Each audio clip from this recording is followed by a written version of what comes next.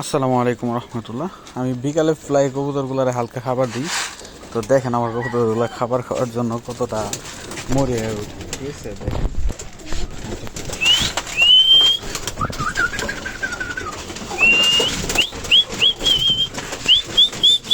সকালে কিন্তু ভরপেট নাস্তা দেওয়া হয়েছে, তারপরে এখন আবার পাগল হয়ে গেছে পুরো ফুললি, ঠিক আছে?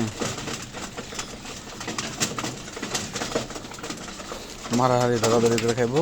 আরেকটা স্টুডেন্টের খাবার আছে ওই পাশেরটা, তো এটাও দেখাই। তারপর এই পাশে এগুলোর জন্য খাবার নিয়ে আসলাম। তো দেখেন কি করে। হ্যাঁ,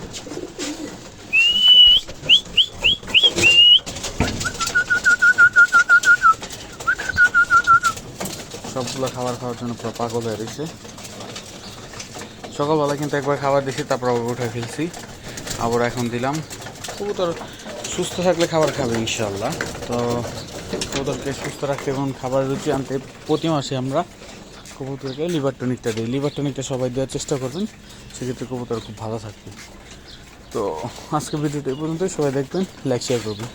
আসসালামু আলাইকুম রহমতুল্লাহ।